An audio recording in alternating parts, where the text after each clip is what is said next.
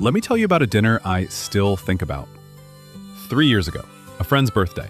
8 of us around the table at a restaurant that was slightly more expensive than anyone was comfortable admitting. The kind of dinner where everyone is performing, just a little, for everyone else. And my friend, let's call him Daniel, is there. Daniel, who I have known since we were 12. Daniel, who drives a car so aggressively ordinary that I once walked past it in a car park and did not register it as a vehicle belonging to a human I know.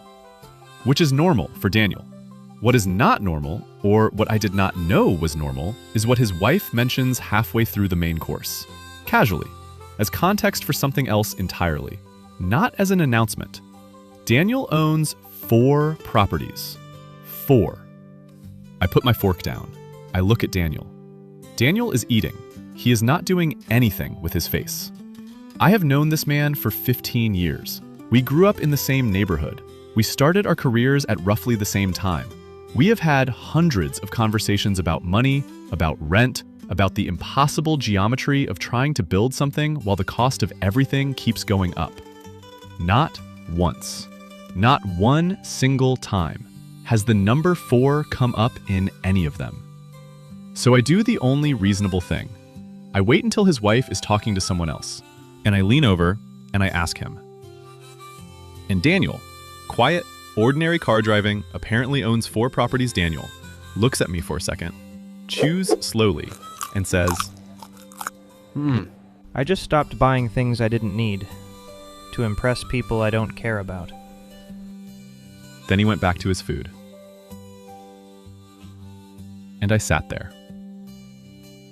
In my new jacket, which I was wearing for the first time. Here is the thing about my jacket. I genuinely love it. No complaints. Excellent jacket. Does everything a jacket should do, and several things a jacket does not need to do, but does anyway because it cost more than it should have. It is, in every measurable sense, too much jacket. But if I am being honest, and this is the uncomfortable part, I did not buy it because I needed a jacket. I bought it because of how I would feel walking into a room wearing it. The specific feeling of being someone who owns this particular jacket. The way it would read. The thing it would say without saying anything. I bought the feeling. The jacket was just the delivery mechanism. And I am not unusual. I am not weak, or shallow, or uniquely bad with money. I am just the target. Because here is what the people who built the infrastructure of modern spending understood before most of us did.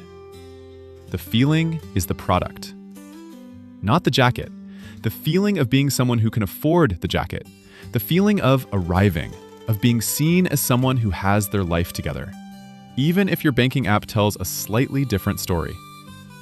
Your banking app, incidentally, has no feelings about your jacket. It is simply watching. They are not selling you things. They are selling you an identity. And identity, unlike the jacket, never goes on sale. You do not pay once. You maintain it, month after month, upgrade after upgrade.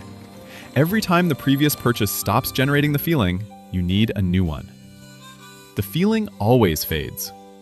The payment never does. Well, Daniel apparently canceled his subscription sometime in his mid-20s and quietly used the money for something else entirely. I called Daniel the next day. Not about the properties, not about the investments, the strategy, the numbers. I had one question, and it was not a finance question. How? Not how did you find the properties? How did you become the kind of person who could do any of this? What changed in your brain? What do you know that I don't? He thought about it for longer than I expected. Then he said, I have one rule. Before I buy anything that costs real money, I ask myself one question. If nobody could ever know I owned this, would I still want it? I said nothing. He continued. Most things I was about to buy just disappeared. The moment I removed the audience. I want you to sit with that. Because what it means, what it quietly and somewhat brutally implies, is that most of what we buy is not for us. It is a performance for an audience that is largely performing right back at us and not paying attention to our performance at all. Think about the last thing you bought and almost immediately told someone about, or photographed, or posted. The purchase and the announcement were one move, because the announcement was always the point. The thing was just the excuse to make the announcement. The jacket is not the point. The reaction to the jacket is the point. And this is not a personal failing. This is the completely predictable result of living inside a system that has spent decades and billions of dollars engineering exactly this response in you. You did not develop the performance instinct by accident. You were taught it, carefully, profitably, by people who need you to keep performing. Daniel noticed, then he stopped. And then, over 15 completely unremarkable years, 4 properties, the most boring origin story ever told, and also somehow the most impressive. The car dealership shows you one number, the monthly payment. Let's say $500, manageable, roughly one dinner out. Nothing really. Here's the number they don't show you. $500 a month, invested instead. 8% annual return. 25 years. $473,000. You didn't buy a car. You bought a car and sold nearly $500,000 of future. And before you say, I needed a car, maybe.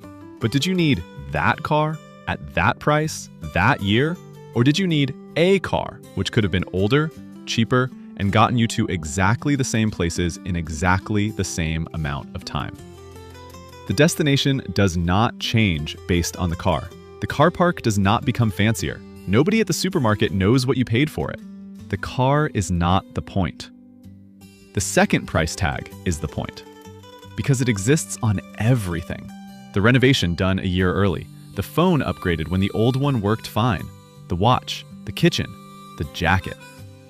Every performance purchase has 2 prices, the one on the label and the future it cost you. Daniel sees the second number automatically now, has done for years. The car in the showroom has 2 figures floating above it, and the second one is always larger and always more interesting. I didn't see it at all until I was 34, sitting at a birthday dinner, wearing a jacket, doing arithmetic I had never thought to do before. Furious. Not at Daniel, at the fact that nobody showed me this at 22. And I don't think that was an accident. I called Daniel back a second time. Not the same day, a week later, after the calculation had been living in my head long enough to change the furniture around. I asked him what he actually tracks. Not net worth, not returns, not any of the numbers finance channels tell you to obsess over. He thought about it for a second. Then he said, One number. That's it. How long can I last without working? I asked him what he meant. If everything stopped tomorrow, the income, the work, all of it, how long before I can't pay for my life? That's the number. That's the only one that matters. That number has a name. Financial runway. $36,000 saved at $3,000 a month. 1 year. 1 year of being able to say no to things that don't work for you. 1 year of mornings where you go to work because you want to. 180,000. 5 years. 5 years of not being afraid of the conversation with your manager. I asked Daniel what his number was. He told me. I'm going to leave that to your imagination, because the actual figure would derail the rest of this video and we would just be sitting with it together in silence. It was long. Uncomfortably long. The kind of number that makes you want to go home and look at your own banking app and then, perhaps, lie down. Not because he earns dramatically more than me, because for 15 years, every car upgrade, every watch, every jacket, he ran this calculation instead. And the years of freedom that purchase would cost him were always more interesting than the purchase. Here's the part of the video where I have to tell you something uncomfortable. Everything I have described, the one question, the opportunity cost calculation, the runway number. None of it is secret. None of it requires special circumstances, a particular income, a specific country, a financial background. It is just a way of seeing. And it is available to everyone right now. So why is it not more common? Why is Daniel the anomaly and not just a normal person? Here is the answer, and this is the part that should make you quietly angry. Because your confusion is profitable. The world around you, the ads, the apps, the payment plans, the social feeds showing you the life you could be living. It is not neutral. It is infrastructure. Built deliberately. Maintained continuously.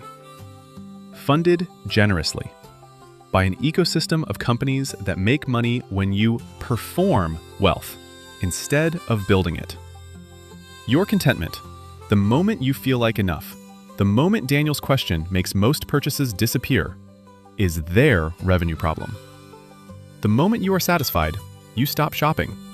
And to the system, a satisfied person is basically a system error, someone to be corrected. So it works, constantly, with tremendous creativity and significant resources, to make sure the satisfaction never quite arrives. You are almost there. Just this one thing. Just this upgrade. Almost. Never quite. I went back to Daniel. One more question. Did it feel like sacrifice? In the beginning, yes, a little. You feel like you are opting out of something, like there is a party happening and you are standing slightly outside it. But after a while, once the runway started building, once you could feel the options opening up, it stopped feeling like sacrifice. It started feeling like clarity. The party is still happening. I just stopped needing to be seen at it. I sat with that for a long time after I hung up. Then I thought about the jacket, the feeling I bought with it, the audience I bought it for, most of whom did not notice because they were too busy managing their own performance, their own imaginary panel of observers, their own monthly payments on their own feelings. I thought about the second price tag I had never looked at, and I returned the jacket. Tags still on. Which brings me to the boring part. No launch event. No 2-day shipping. No notification to tell you it arrived. Just a decision, made quietly. Possibly in a notes app. Possibly on the back of a receipt. Possibly right now. The decision to stop being a character in someone else's financial story. Daniel made it at 26. He did not read a book about it. He did not attend a seminar. He did not subscribe to a newsletter with the word wealth in a large, authoritative font on a beige background. He just started asking one question before every purchase, and then kept asking it for 15 years. That is the whole system. One question, no app, no subscription, no annual renewal. Boring? Absolutely. Effective? 4 properties, quietly, over 15 years, without ever mentioning it at dinner. Now, I told you at the beginning that Daniel's wife mentioned the properties casually, as context for something else, not as an announcement. I never told you what the something else was. I am going to tell you in the next video, because what she was actually talking about, in my opinion, is the more interesting part of the Daniel story. The part about what he did with the runway once he had it. And if you think 4 properties is the impressive number, wait until you hear the other one.